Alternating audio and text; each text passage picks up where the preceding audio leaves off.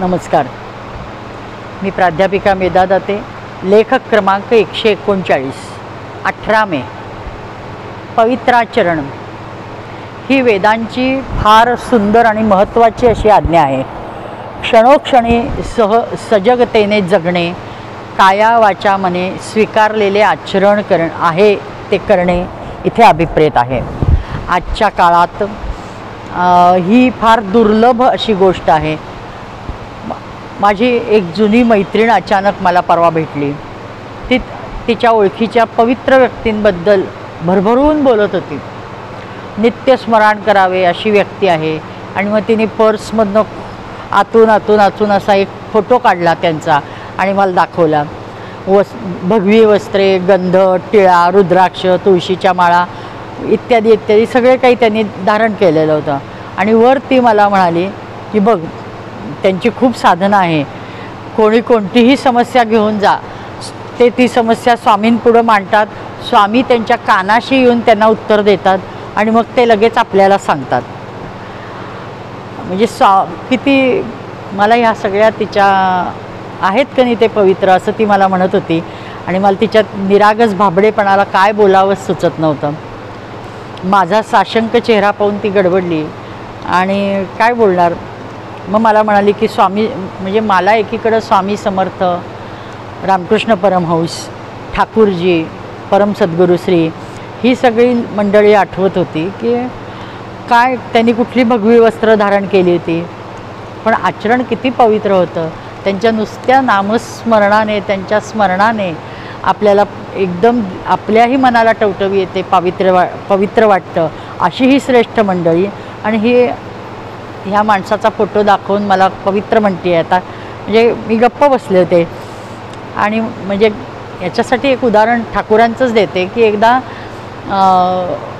एक अतिशय झकपक कपडे घातलेला माणूस ठाकूरांकडे आला. दक्षिणेश्वरी परीढिडीचे कपडे होते आणि ठाकूरांना पाणी नेमकं त्याच वेळे हवं होतं. तर ठाकूर म्हणतात मला पाणी द्या रे. तर लगेच भराभरा लोक तांब्या त्यांचा ओतून पाणी द्यायला लागतात. हा माणूस अगदी आपले कपडे झटकत उभा राहतो आणि तो तांब्यातलं भांडं घेतो आणि ते ठाकूरांच्या पुढं देतो. काया वाचा ठाकूरांचं स्वीकारलेलं असतं, ते पावित्र असतात. त्यामुळे ह्या माणसाच्या स्पर्शाने ते हात भांड्याला लागताच त्यांच्या हात वाकडा तिकडा होतो. त्यांच्या हातात ते भांडं धरूच शकत नाहीत. आणि मग ठाकूर म्हणतात बरं राहू दे, म्हणजे ते पाणी पितच नाहीत. आणि का तर ह्या माणसाचा स्पर्श झाला आहे. आणि म्हणजे किती पवित्राचरण, किती उच्च पतीचं माणूस स्वीकारू शकतो आणि त्याच्यावर अभ्यास करू शकतो. म्हणजे जिथं अपवित्रतेचा स्पर्शच नाही, पावित्र्यालाच पवित्रपणा लाभावा असं आचरण असणारे हे ठाकूरांसारखी मंडळी. आणि मग लोक विचार करतात की असं का झालं असेल.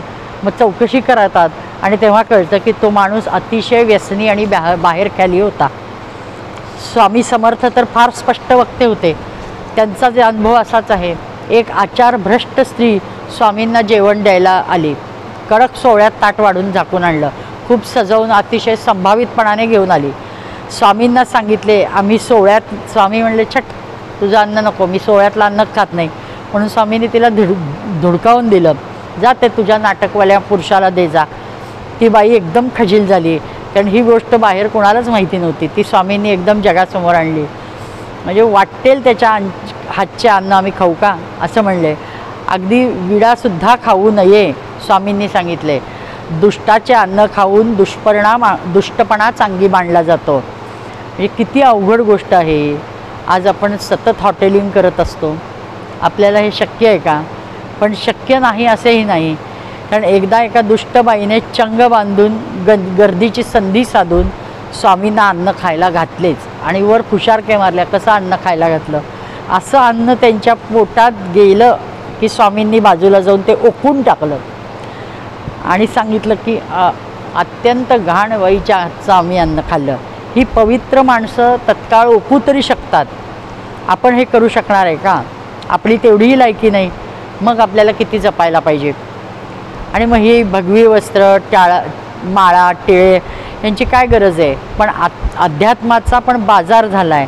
असंख्य अनाधिकारी लोक अधिकारी वाणीने बोलतात आणि मुक्त व्यासपीठ असणाऱ्या सोशल मीडियाद्वारे बुवाबाजी करतात. खरे खूप सावधानता बाळगायला पाहिजे. वेशभूषा प्रकटीकरण हे न पाहता मूळ साधना आचरण हे पडताळणं गरजेचं आहे. धन्य पवित्राचरण आणि धन्य सत्याचरण. नमस्कार.